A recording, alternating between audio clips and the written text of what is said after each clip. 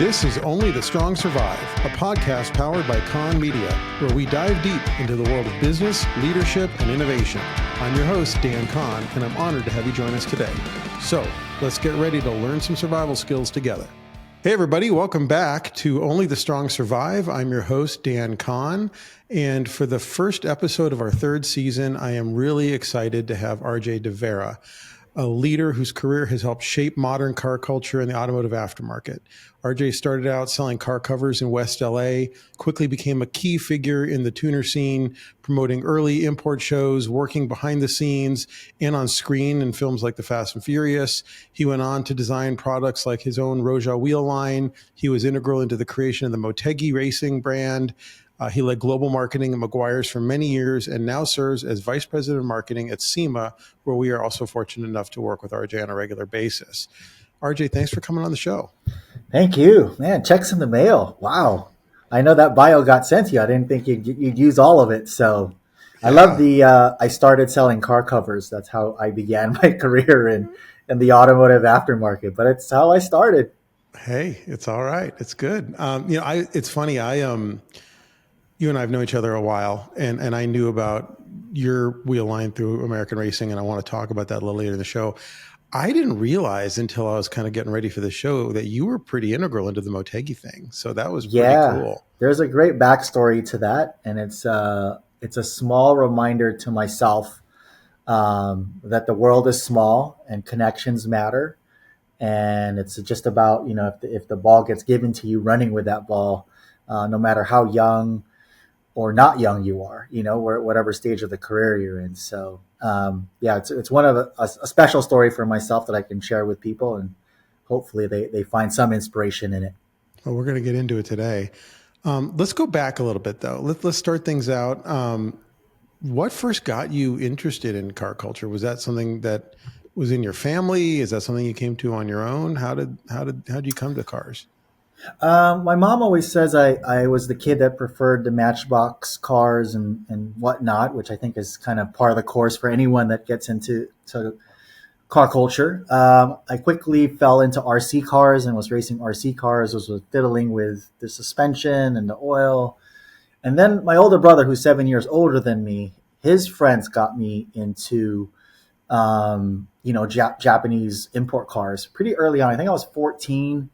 That older play brother had taken me to meet some friends that had some modified Hondas. And I just thought it was the coolest thing in the world, that there was these tricked out vehicles that were styled in a very different way. Because like everyone else, I grew up with a Testarossa poster on the wall and, loved all the muscle car things from the 80s and 90s. And then all of a sudden I fell into this group of people that were modifying and customizing, Honda Civics and Preludes and Toyota MR2s. And I didn't know that world existed. So it really piqued my interest. So much so that I ended up quitting all playing sports in high school and took a job making calls to medical offices to schedule copying of medical records for insurance companies to make money to buy parts for a car I didn't have. And this was at, 14, 15 years old. So I was all set to make sure that when I turned 16, I would have parts to put on this car that I didn't even have yet. And that's so funny. What year was that you started doing the? I think that was about 91, somewhere right there. Really early. In the whole, import kind of Japanese. There wasn't a whole lot. So even for me, it was something that I had to really dig into. None of the American magazines were covering that side of the culture yet. So you were buying, magazines at the Japanese market. Option magazine was probably the most popular one that you bought. You couldn't understand any of it. There was no Google Translate. There was no smartphones, right? So you kind of started to learn the characters for the different cars, which is basically how they pronounced it. So Integra, I learned, or Civic, I learned the characters for that. Would kind of figure out like, there's an exhaust for this chassis, and that's how you learned. There was no internet either to learn from, so you just bought whatever you could get your hands on, which was mostly Japanese magazine and DVD. No, not even the DVDs were out yet. That was probably 3 or 4 years later. So, And you grew up in like LA, right? SoCal. I did. So I was born in the Philippines. I immigrated to the U.S. in '84, Okay. and pretty much grew up in like West Los Angeles. Went to some Catholic schools all the way till college, and then went to UCLA. So definitely, born and bred, or not born, but bred LA, I guess. I But gotta think that had to. I mean, if this was in like Columbus, Ohio, it would have been different. Yeah. Yeah. Yeah, because Japanese car culture was already pretty intrinsic in LA, from the late '70s, right? With HKS coming in, and the growth of the Nissan 240Z, or Datsun, really Datsun 240Z, Datsun 280Z. There's definitely a couple of generations before me who kind of paved that way to modify and customize Japanese imports. And I just stumbled upon it and fell in love and became part of the movement in the early '90s, which I think the very first import drag racing event, Battle of the Imports, was in '91. I think I went in '93 was my first one. And then the very first import show off was '96. And I was actually a vendor at that show. I had to borrow a display case from a friend who owned a store. But I was selling parts out of my mom's condo at the time. And I decided, like, oh, wow, this is like the first ever import car show. I got to be there.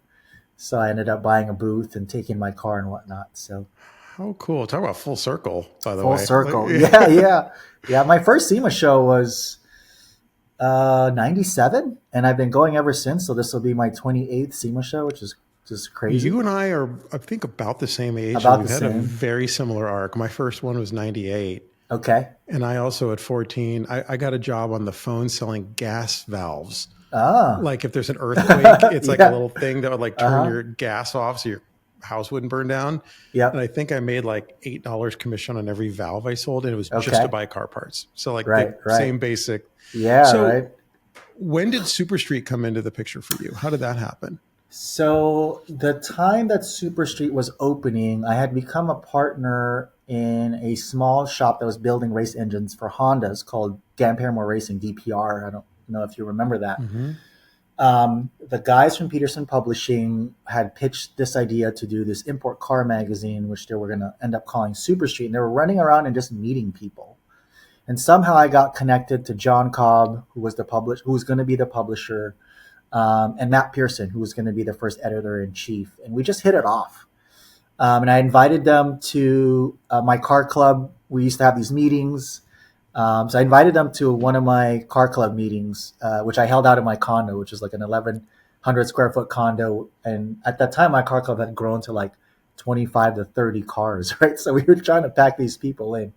But Matt came and was fascinated by this style of tuning where, all these young people were modifying Japanese imports in the style that it was done in Option Magazine, which was very different because I think Sport Compact Car at the time were featuring Japanese imports, but more of a Euro lowrider style. Mm-hmm. And then Turbo Magazine, which is another magazine that was around at that time, may have featured one or two Civics that was running Battle of the Imports. There was very little, but he just felt like, wow, all you guys are literally air freighting parts from Japan. This is cool. We should put this in Super Street Magazine.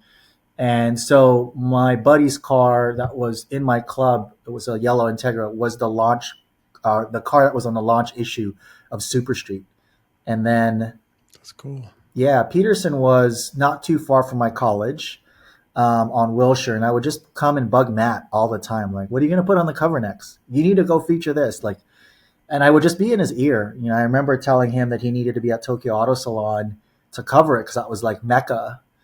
And that's how I became an editor for the magazine. Is like, well, we don't have the budget to go, but if you're going, could you take some photos and write an article? And I was an engineering student at the time. And I was like, Matt, I don't shoot. He's like, that's okay. If it sucks, we won't use it. I'm like, okay, you put it that way, I'll do it. And that was probably film at that point, right? That was film. Yeah. I shot, most of my career as an editor was all before digital. Same. So you didn't even know, for those listening who don't know what we're talking about, you come back with a bag of filming. You don't know if you got any good shots or not. Hope.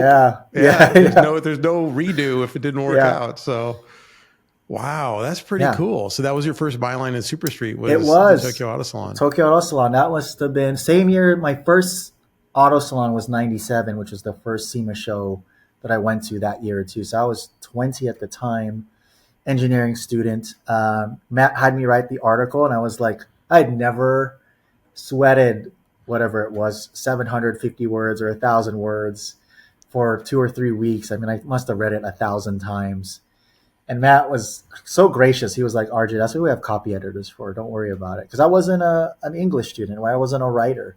Right. And that article did well enough, got good enough response that Matt invited me to become an editor at large for Super Street, which I really enjoyed because then I got to help share people's stories in the magazine, whether they were a builder, whether they were an importer of a line of parts, whether they had a shop somewhere in LA or Florida or New York or whatever it was. And it was a really fun time because even globally, I started to feature people in Japan that weren't really ever featured here in the US. So it was just great to be a conduit for a lot of those brands to become more known in the US and in the culture that was really just, escalating and rising over here. What was it like? I remember, because it's funny, like I started doing the same thing where I was in high school because I grew up 25 minutes from the Peterson building. Okay. And same deal, except I was into muscle cars. So I was harassing the CarCraft guys. Was like the younger, more kind of, they'd write about street racing and stuff. And Hot Rod was like my dad's magazine. Yep. And like Miles Cook and John Kuwix were there at the time. And I would just like go out to lunch with them and be like, how do I do this? Like, how do I get to pay to do car stuff for a living? Sure. Like, my dad was like a contractor. That wasn't a world that I was aware of. But I remember back in like that mid 90s thing, at least as a muscle car guy, the import scene felt not only new and insular, but I think younger, like at my high school, there were muscle car people and there were some truck people and there was a couple of like, not only import like Japanese cars, like that was like when New Speed was coming around. So you had some like Jetta guys and stuff like that. And everybody kind of, and everyone kind of got along and everything was cool. But like you'd go to a bigger meet and it did not feel like that. Like it felt like the older guys were not thrilled to have Japanese cars. For sure. What was that like for you? Because you're like starting your own business, you're starting a club, you're writing for the magazine. What was that experience like?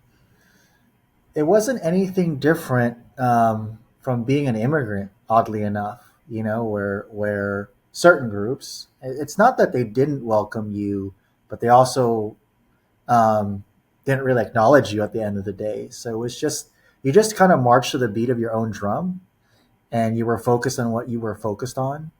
And you'll find a lot of stories because I think Frank Choi, who started Battle of the Import, started it because he took his RX-7 to a Friday night test and tune, and they didn't allow him to run.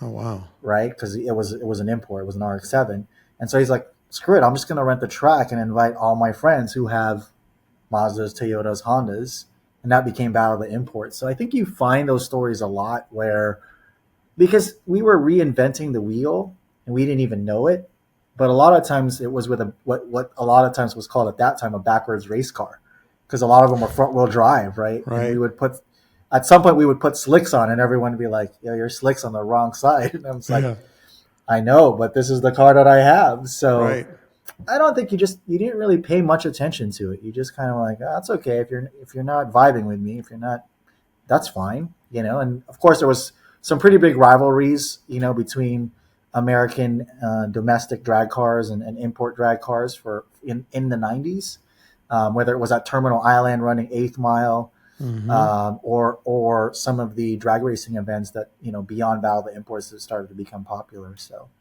I remember going to LACR. Do you remember the LA County Raceway used to have those they call it the hangover drags on January 1st? And there was a guy out there who had a white Civic SI who used to spank everybody, and they would get so pissed off.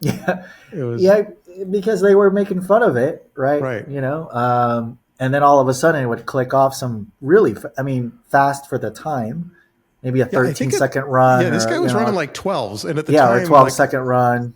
There was a guy at our high school who had like a big block Buick, Mm-hmm. like a Grand Sport with a 455 on slicks, and I don't think he was running 12s. And so we were like, oh Yeah. wow, okay, It would shock some people. We broke a lot of things. I was part of that contingent that just kept blowing up motors. I was a nitrous guy versus a turbo guy because you kind of went one route or the other. And I got to a four-fogger nitrous system in my car, and every time I wanted to go faster, you would up the jets, and you'd end up breaking something. You're like, okay, back to the drawing board. And then, you'd fix it, rebuild it. It would handle it. So then you'd up the jets again or turn the boost up and you'd blow it up again. And, that's just kind of our industry. Like we break things and we innovate things and we keep going and we keep kind of going forward. Which is not that different than what like Vic Edelbrock and all Yeah. those guys were doing in the 50s. I mean, it's kind of the same thing. Same thing, yeah. It just took them a while to sort of accept that, I think. The very first article that I was featured in and blessed to be featured in was this one that Mark Vaughn from Auto Week, he wrote it.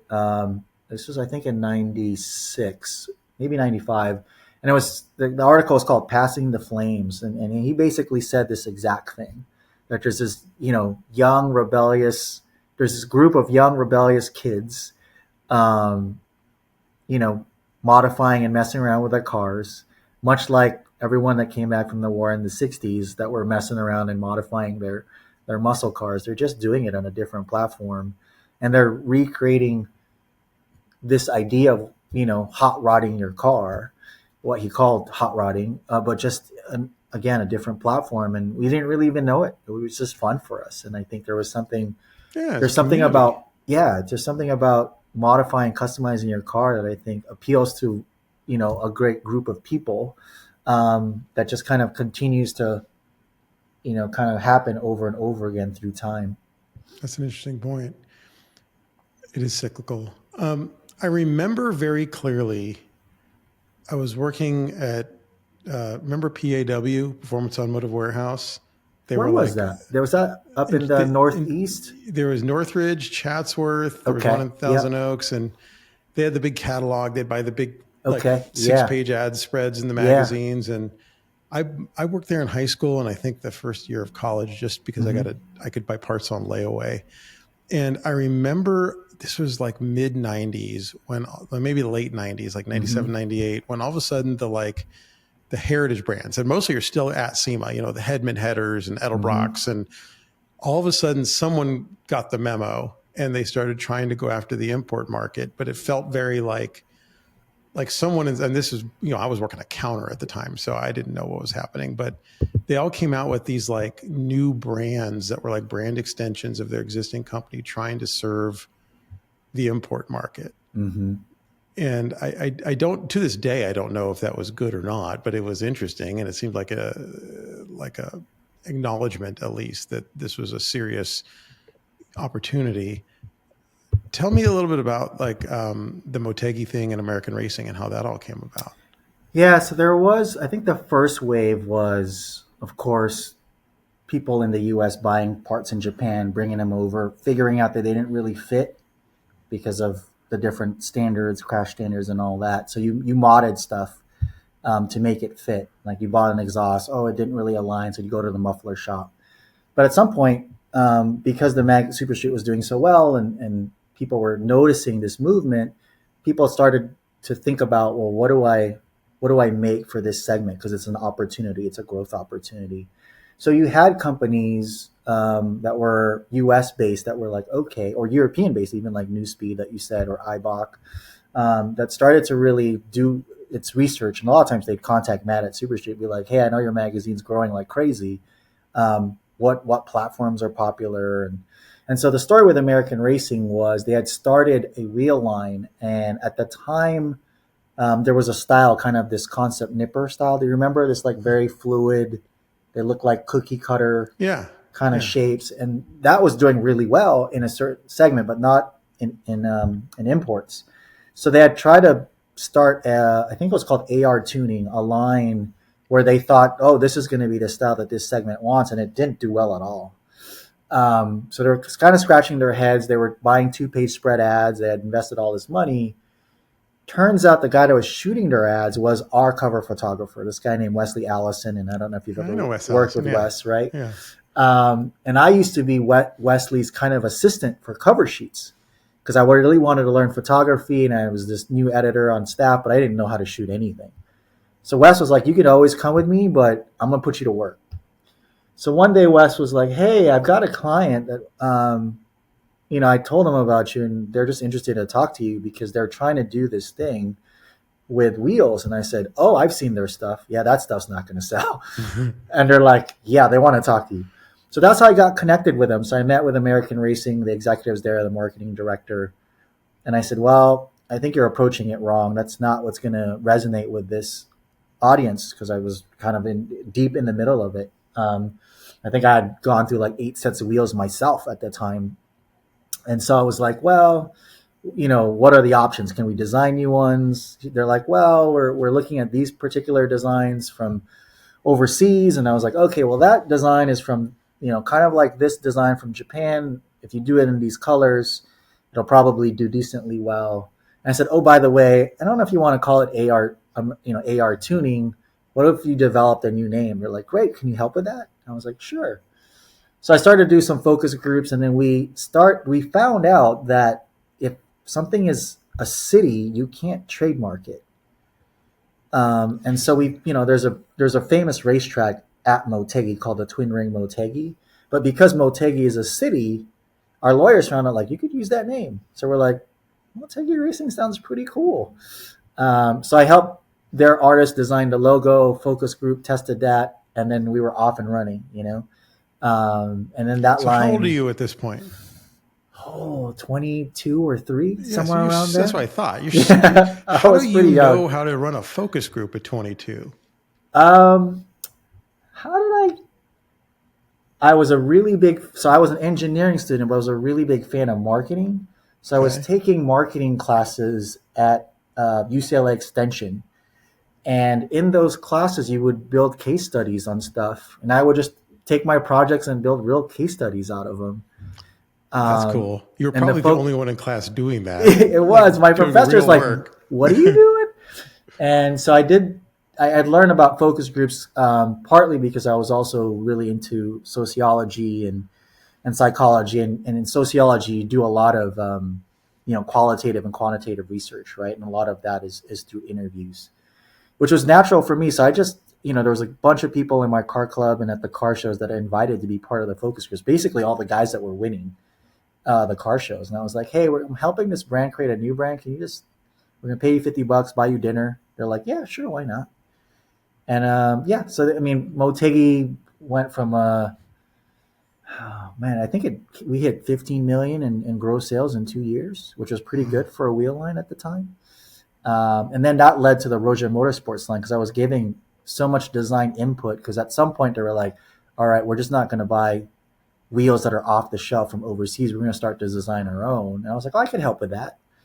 And so I was giving them a lot of perspective on shapes and contour. I couldn't draw to save my life, but I was like, oh, that spoke feels too fat. You got to thin it out, or that shape is not concave enough. And so they were like, hey, we're thinking of creating an upper echelon line for this brand. Do you want to do something with us? I said, sure. And I remember the proposal had RJD in the center cap, and I almost fell off my chair laughing because I couldn't imagine anyone like who wants some RJD wheels. So I wanted it to be a brand. And initially I said no, and then I came back and I said, you know what, that'd be kind of cool, even if it did suck. And they were like, great. And I was like, we can't call it RJD because that sounds completely lame. And they're like, well, it's your brand. So RO and JA are the first 2 letters of my first and second name. So that's how Roja Motorsports became its own brand for about 7 years. And how involved were you after launch? Were you like going to shows and? A ton. I was already going to a ton of shows. I went to even more. After the Fast and Furious movie came out, I'm sure we'll chat about that. We're about to go there. Yeah. All right. So this is all kind of in that same. It's around the same time. So the Motegi thing launched right at or during us filming Fast and Furious 1. So we didn't get any of the wheels on any of the cars, unfortunately. But if my S2000, which wasn't my character's car, but was the lead villain's car, there's a Roja sticker on it because I knew the brand was coming. but we didn't have any prototypes yet. But it was around the same time. And yeah, the Roja line became one of the things that I really promoted heavily, after the Fast movie came out. And I became ambassador for a bunch of brands and built a lot of corporate image vehicles, Pepsi, Valvoline, Honda, Mitsubishi, and everything ran Roja wheels. And then we would do the Hot Import Night series, 15 to 20 shows a year. And so I was really busy. I was probably traveling 20 to 25 weekends a year, just going to import car events, as a spokesperson or as a marketer or as a consultant, whatever, any of those hats. So what's your mom say at this point? 'Cause, she's got her nice little son who's going to engineering school at UCLA and went to Catholic school, and you've got your little path mapped out, and all of a sudden you're a road dog doing shows, and was she supportive? Was it like, wait, what are you doing? She was, but she was also skeptical. So when I started modding my first car, she had blessed me with leasing a new car. I thought I was going to buy like a used Honda Civic, right? And she's like, no, I want you to be safe. So I leased this new car. But I started modding it, and she was like, son, it's new. Like, what are you doing? It's not broken. What was the car? It was an Integra. Okay. An Integra LS, which was much nicer than an EF Civic. So I made the excuse that I was going to sell these parts, and she was like, okay. And then I got to college, and I almost failed out of UCLA because I was always at the race shop at DPR. And when she found out, and her older sister is also my second mom, they reamed me a new one. So I ended up shutting down my side of the part side of that part of the race shop. And they said, we don't care if you get a degree in basket weaving, you got to finish, and you're going to pay for school now. Oh, so wow. They're like, do whatever you want, but finish school. And then as it became more evident that there was potentially a career there, my mom was super supportive, because we had our car club always at the condo. And then she would go with us to the car shows and battle. And she had a little Honda Odyssey that she would drive us to and from to the hotel. And then at one point, she decided she wanted to go racing with us. Really? So she woke me up and said, can you turbocharge my van? I was like, excuse me? No. Yeah. So there's this great article actually in the LA Times about me, my brother, and my mom. So her van, we painted it yellow. Her license plate read TRBO MOM, Turbo Mom, which is what everyone called her. And she drag raced. She bracket raced. She was very consistent because it was auto. And I taught her how to build boost and power brake, and then let off at the second yellow. So she would always run within a tenth of her dial-in time. So she was super supportive. And she's built she still comes to the SEMA show now. She's like 77. That's amazing. And she'll have meetings. Son, I have meetings. Like, who do you have a meeting with? My sponsors. I'm building another turbo van. But she's built really great relationships through the years. She was everyone's mom in the import car world for a long time. So it was great. I got to spend a lot of time with her. She didn't go to all the events on the road. She went to a few of them whenever she could because she was working. But yeah, she became quite supportive, and luckily for me, it's one of the main reasons I am who I am is because there was that support system there and that faith that, son, just put your head down, keep working hard, and just go after it. So that's really cool. I did not know that. That's really a cool story. Wow. So, all right. You mentioned it earlier. I remember vividly because I was still working at the speed shop, and I think at that point I was writing for one of the crappier little car magazines. I hadn't made it to Peterson yet. And going to school all at the same time. And I remember when, I think I might have graduated already when Fast and Furious came out. But I remember when the first one came out, it was like a bomb went off.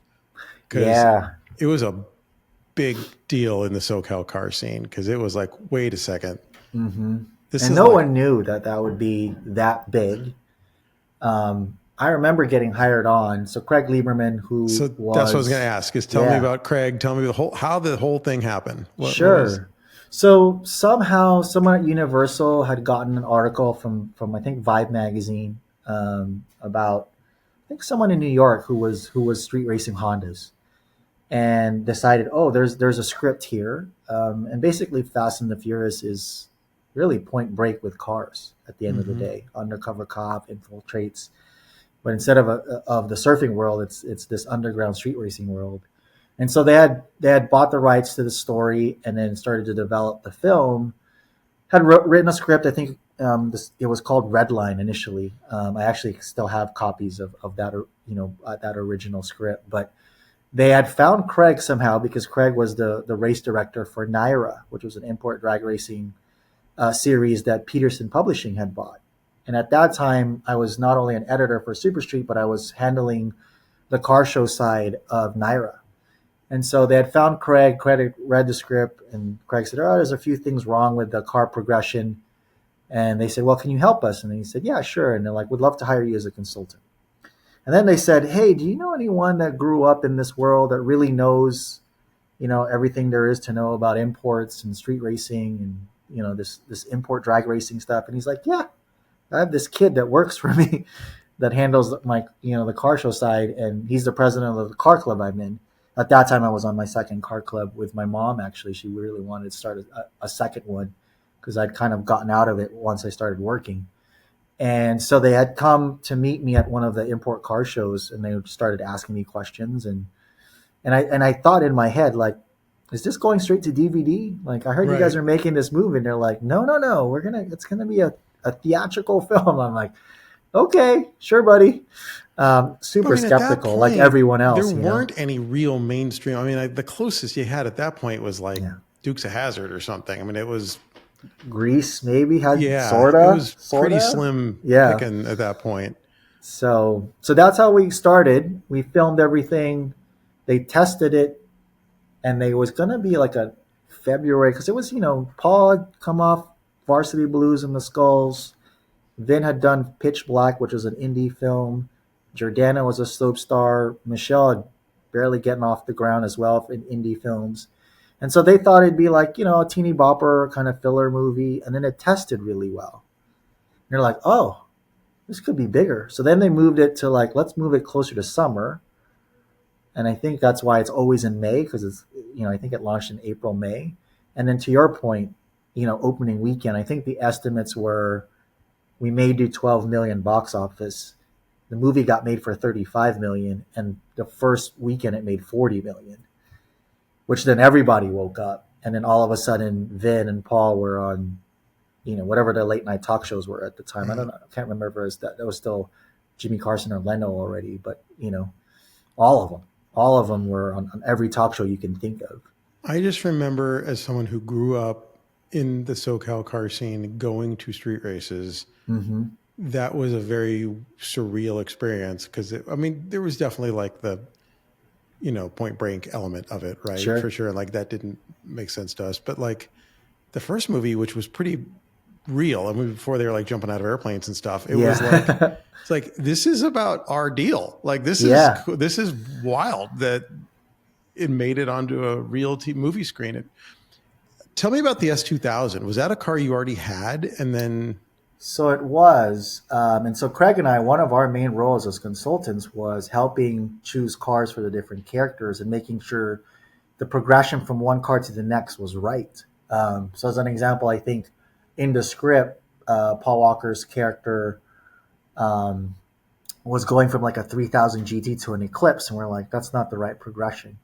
So we had him go from an Eclipse to a Supra. And a lot of cars were in flux because we didn't have the biggest budgets. Oh, okay. So, like Toretto, Vin Diesel's character, I had an NSX at the time that we were like, that'd be a perfect car for him. And we're like, wait, how much is it to buy 4 or 5 of those? And how much is that kit? Like, no way.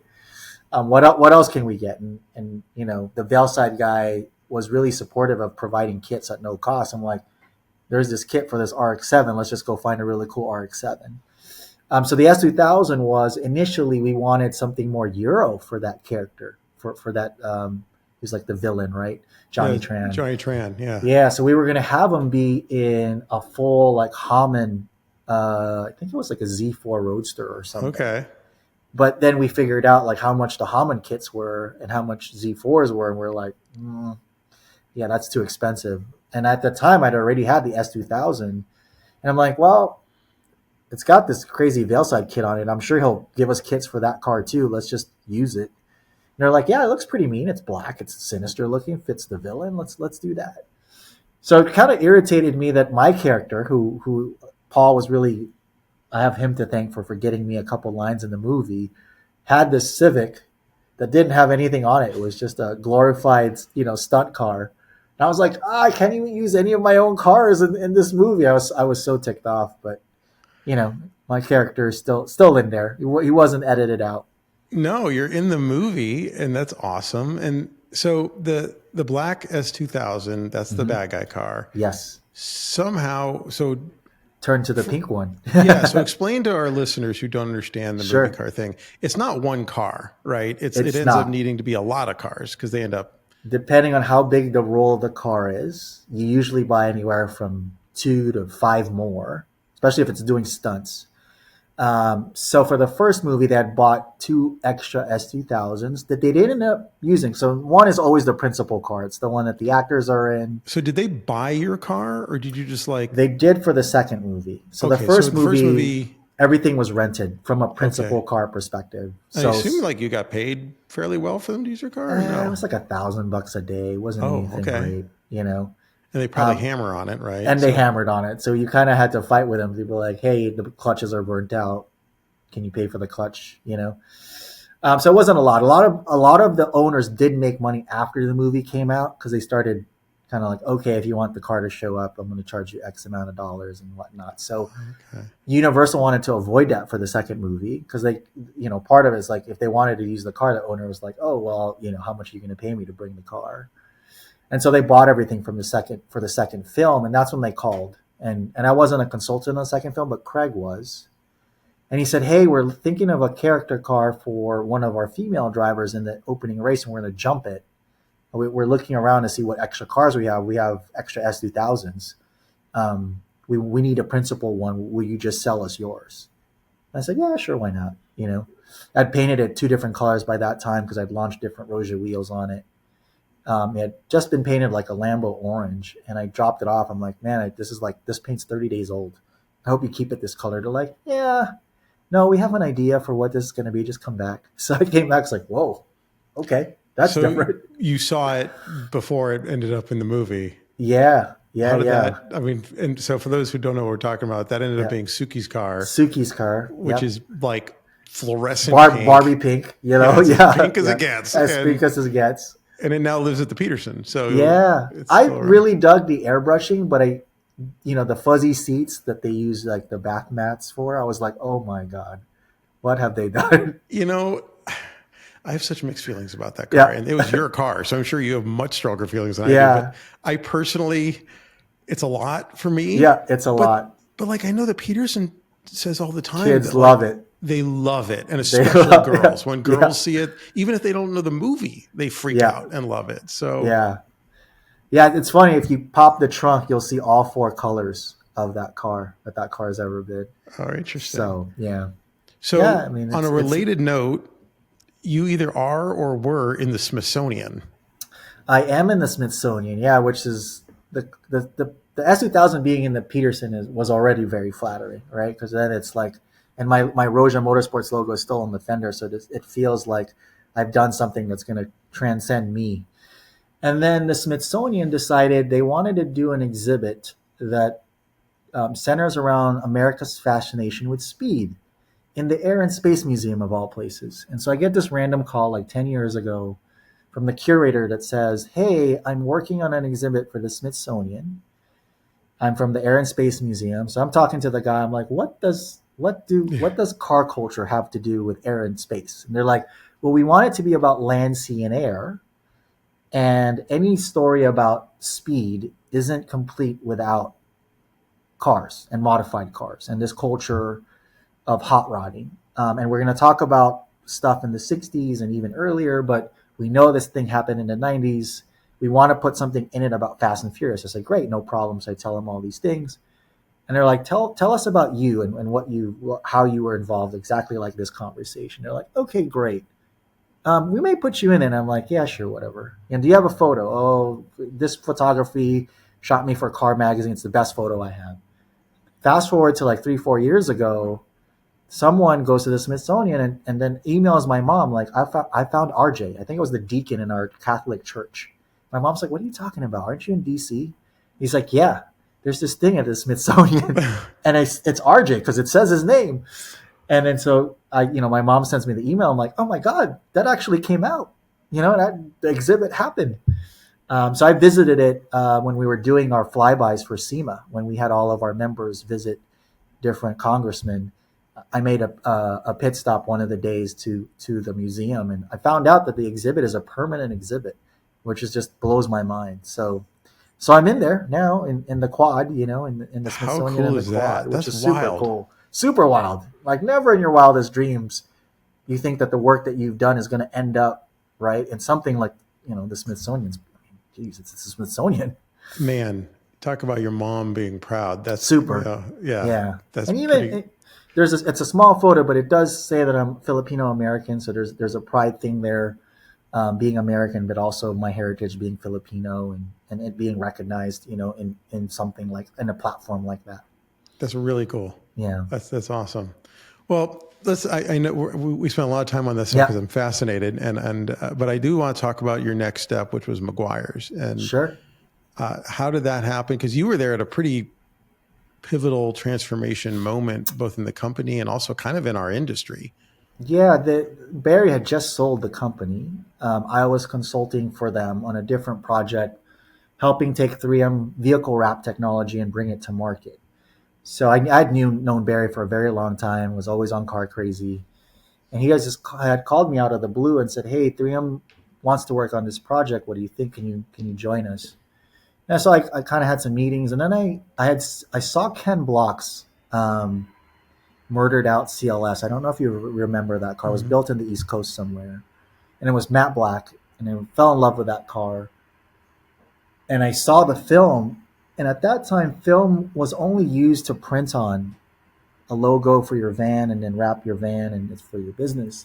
But there were 4 colors available, and it was matte white, matte black, matte army green, and this matte metallic champagne that I found in the archives of 3M that was getting produced in like Germany or something. And I thought, you could use vehicle wrap as a customization tool and not just a tool to print on to promote a business.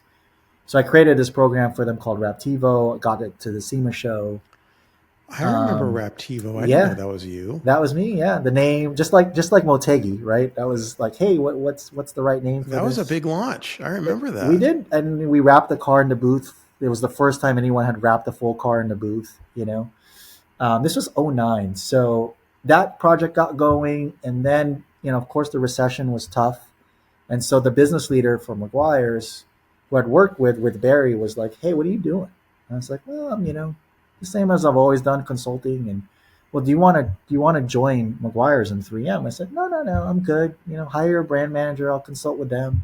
And they're like, no, RJ, once I have funding for a full-time role, and once I hire that, your consulting deal is done. And he had asked me what I knew about 3M. I said, I don't know anything about 3M. Like, I don't even understand how you guys own Meguiar's. But he's like, well, will you do me a favor and like research the company and look at the stock, because we're a big company. And so I said, yeah, sure. I'll join the company. And I kind of made this provision with him that I would have to report to him because I really respected him. His name is Dave Gunderson. He's running all of automotive aftermarket division now for 3M. So he was a great mentor and boss to me. And I thought I'd be there for 2 years, and I was there for 12. And really cut my teeth on like what it means to work for a global Fortune 100 multinational company, which I think really has helped me get to my role now, right? In this, having this perspective that's way more global and way bigger, and can think at a different level. And I would have never had that before, because I consulted for big companies, but I was never in the trenches. Where you're looking at FTEs and budgets and everything. P&Ls and like the whole deal. The whole deal, because he had put me on the leadership team pretty early on. So I saw all of the P&Ls and understood, started to really understand COGS and how materials cost would affect our bottom line, and gross margin percentage, gross margin dollars, all of those things. All stuff that was like theoretically in my head but never applied. So that decade plus at 3M Meguiar's really helped me build that side of my professional career. And at the same time, to your point, McGuire's was at this inflection point. I think they were, I don't know, top five, in terms of market share. And I was part of that team that got it to number one. And it was such a great time because we just had a lot of A players on the team.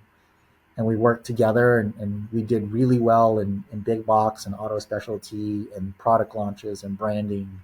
We just did a lot of cool things together. And I believe they're still number one in terms of market share. So that's, that's always a great thing to put on the resume, right? So, I worked with McGuire's all the way up till basically when I started Con Media, and that's about when Barry sold it.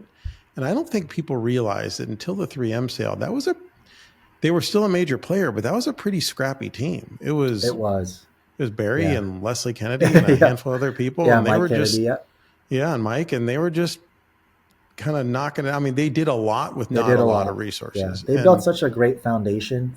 And we just 3M leveraged came in it with distribution and resources and you still a scrappy team at the end, but definitely they from a foundational, like, kind of keeping the sourcing side kind of out of mind, we knew we were going to get product, we knew stuff would ship, that type of stuff, which is really tough when you're an entrepreneur, right? When you're trying to balance all of your parts and having inventory and selling to companies that want to pay you in 360 days or whatever, 200 something days. But yeah, it was a really great time. We did some great things. I launched quite a few programs there that are still running, so a lot of the influencer stuff that they do was a program that I started. A lot of the social media stuff that they do was something I was kind of at the impetus of getting going and saying, hey, we need to do Instagram. Hey, we need to do TikTok.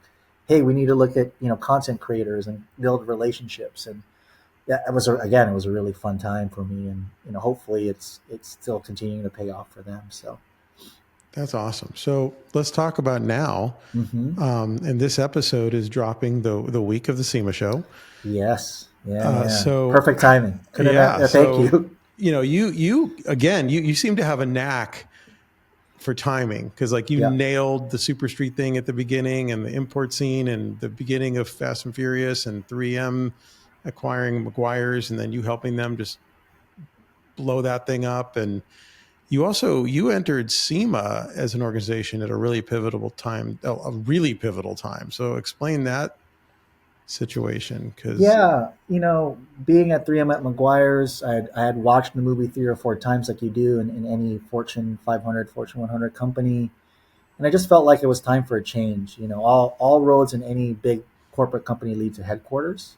And I just didn't see myself in Minnesota, right, which is where 3M's main headquarters was. And I really wanted to stay in automotive. And a lot of the bigger roles were beyond McGuire's at the end of the day. And Jamie Erickson, who had been a longtime friend at SEMA, had let me know that there was an open slot for the marketing leader here, and I'd seen it in SEMA News. And she had called me and said, "Hey, did you see that we're looking for a new marketing leader?"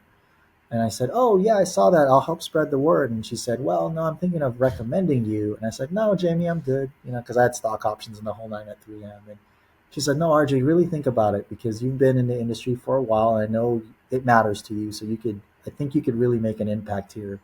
And I was that person that really liked to go on interviews just to make sure that I was still, whatever job I was at, I still loved it. And if the right opportunity came along, I always felt like it would let me know. And so the interview process with SEMA went for quite a while. But it just felt like the right move. And I didn't really know where it was. Of course, I knew about the show because we had just done 21. And then I was running a lot of the stuff that McGuire's was doing at the show. But it just felt like there was this change that was coming. And I remember James, who was the board chair at the time, calling me and saying we're really looking to accelerate change at the organization. And then, of course, talking to Mike and Bill, would you want to be part of that? And that's the thing that really when someone says that, I'm like, ooh, hello. Yeah. Let's make some things happen. And so that was really why I really wanted to join. The industry is really made you and I who we are at the end of the day. And the idea of helping an organization build more programs and platforms to just really help protect the industry and prolong it was a calling that was too good to pass up, right? So that's how I ended up here, through some friends. And this is year 3.5. This will be the fourth SEMA show on the production side, which was the last element because I felt like I'd gone to SEMA show in many different facets, much like you know. So it was like, oh, that'd be interesting to do it from that side, right? Not as a car builder, not as a Right. journalist, not as someone that was running a booth, but as someone that's helping create the platform for all the exhibitors and buyers to really connect, right? So it's been a great challenge. It's been a huge evolvement for me and of course the team that I've continued to build, not just for the show but for the association. But the journey's been great, and Mike's been such a great CEO and leader. And we've made a lot of changes, as you know, and we continue to make a lot of changes because the market's changing and it's important. So it's a really interesting time, and I'm just glad to be a part of it. Well, I'm glad you're there. And I think, 2020 was certainly disruptive for every business on the planet. But running a trade show, yeah. Well, they didn't have one. They had the virtual one. So if you remember. that's a tough ask. That was sort of the start of this big change. But having you and Mike Spagnola and like having actual enthusiasts in leadership positions, I think has been transformational. I hear it a lot from members that are like grateful that, and I think SEMA staff has done a good job for a long time. That's not a knock on any prior organizational leadership, but I think there is definitely a vibe that like, yeah, PEs come in, the distribution models change, a lot more brands are selling direct to consumer. There's all this change happening in our world, and it makes them feel better knowing that there are car guys involved in leading the organization. So that's very cool. I appreciate that. I think one of the changes that I've seen the most is us as an organization opening up to all the things that are happening, and being quicker to change, right? I think SEMA, you and I, 2 buildings at the SEMA show where you could park right up front by the tent, get your badge, and walk in the center of North Hall, to the juggernaut that it is now, knowing that change happens so much quicker than it did 30 years ago or 25 years ago when we started going. I think is something we're embracing more and more. And I think, of course, to your point, I think people appreciate that, right? Because we have to change quicker. We have to evolve quicker. Sometimes we got to push some of our industry, right? Because there's some people that don't want to change. But for us to continue to prolong this industry and to continue to help our members and then, the businesses in it find success, like we have to be that catalyst. We have to be on the front lines to impact the laws that are going to impact everyone, and provide the platforms where people can really build their businesses. And I think with Mike's leadership and of course the board's support and the board's leadership, we're pivoting quicker than probably what I've seen when I was not in the organization and was just a member, and leveraging the platforms that the organization created. Well, on that note, and you think back to very young RJ selling parts out of his mom's condo, what advice would you give young professionals who, even if they can't come to the SEMA show, they look at pictures on Instagram and they're just like, oh my God, this is so cool. What do you tell them if they want to build a career in our space? It's always cliche to, everyone says, find your passion, right? And I think there's more to it than just finding your passion. There's this philosophy called Ikigai. It comes out of Japan. It's one of the blue zones. And it's this idea that you merge your passion and your skill. So like, what do you love? What are you passionate about? What are you good at? What does the world need? And what can you get paid for? And so my advice to people would be to find that center point of all 4 of those things. And if you love car culture, then develop the right skill set in something that can help you make a living, that hopefully is something that this culture and this world needs. And I think that's where you find success. So go after that, and then give yourself time, because there's, especially now, I think people think like, I've been doing this for 6 months. Right. It's like, okay. And I even, I remember meeting some of the the newer creators back in 2015 when it started to become a thing again. And like, RJ, I've been doing this for 3 years. And I'm like, I've been doing it for 20, like, Yeah. and I'm still kind of going. And so I think if you love something enough, and you work at building your skill set long enough, that break's gonna come. Because at some point your skill set's gonna be pretty good, and this passion that you have is gonna, help you accelerate more than most who are not passionate about something, because you're probably working at it 7 days a week versus the person that's working at it 5 days a week. And so I think those things are important, is to find that center point of passion and skill, and then whether the world needs it or not, and whether you can get paid for doing it. So I love it. And I love the Ikigai reference. We actually spent a yeah, whole all hands session on that concept. So that's yeah, pretty cool. Very good. All right. So as we wrap this up, let's do a speed round. Quick sure. questions, quick Ooh, answers. I'm horrible at speed rounds, but I will do my best. All right. Well, we're going to try it. Yeah, we're gonna try it. All right. Let's dive on in. First, you can bring in one car into the 25-year rule. What is it? One car in a 25-year rule. So something. So McLaren F1's my favorite car of all time. Does that fit in? It's a little later, right? So Sure. We can call that. Yeah. Okay. that'll be because it's the favorite car of all time. If it was a Japanese car, probably an S15. Okay. Sylvia. You can talk Jay Leno out of his F1. Yeah. I mean, the F1's just the best car of all time. $5 billion or whatever. Yeah. I don't know how much they're worth. Yeah. All it's right. a Warhol, next question. basically. What car do you most regret selling?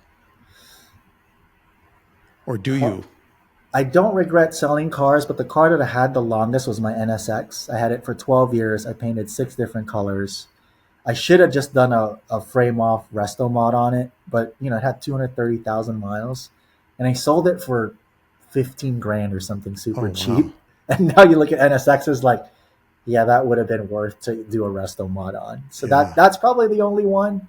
I bought an S2000 a few years ago because I missed the one from the movie, and I wanted an analog car. So I don't really regret selling it anymore because I've got the new one. So let's say the NSX. Okay. LS, 2J, RB, or something else? Those are all great choices, but I'm going to go with a Honda motor. I was going to say, or a K motor, I guess. I don't know. What are you going to pick? Yeah, I would do the S2000 motor, the F20, that rev to 9,000 RPM. I think that's a real special one. I dig it. All right. And then, biggest surprise since joining SEMA? Biggest surprise. I would say the biggest surprise, like anything until you get into it, is seeing what it takes to make the SEMA show a reality. Because the amount of people that work to make the show what it is, both in the organization, all the agencies and Teamsters, and then all the people from the companies, it takes a village, right? And you don't really realize it until you're on this side of the fence of what that really means. So that was my biggest surprise, like understanding just what it takes to produce, the largest trade show in the country at the end of the day. So it was really eye-opening. And related note, and I don't think it's a spoiler because by the time this drops, the show will be happening. Mm-hmm. What are you most looking forward to at SEMA 2025? What I'm looking for, the thing that I'm looking forward to the most for me, because it's my 28th SEMA show, is just feeling the energy and finding the time to connect with people, both new and old. It's always for me the relationships, that I'm able to either continue to have with people that I might not have seen since the last SEMA show. And then the new ones that I make, because, we're always inviting, there's always new people coming into the industry and the culture. And so for me, it's that coming together that our VP of events, Tom Gattuso, talks about all the time. And it's that homecoming. It definitely feels like a yearly reunion in a sense. And the energy that you get from the industry coming together is why I continue to come. It's 28 times, like you. It's 20. Why do we keep going? It's more than just the cars and the parts, right? At the end of the day. No, that's it. People who aren't from our industry but who are like maybe like car adjacent or like they like cars. When they hear I go to SEMA every year and involvement and work with you guys and all that, it's always like, oh, what's your favorite car? Like, what do you look? And I'm like, the car thing has become secondary. Like it's about seeing my friends and like catching up with people, and it becomes about the people. And I mean, yeah, I'm still like, there's always the one or two cars I walk away and go like, wow, that was awesome. But it's really, you're right. It's about the relationships and the people. It's cool. It's like a family reunion once a year. It is. And to your point, I mean, I'm still a huge car fanatic.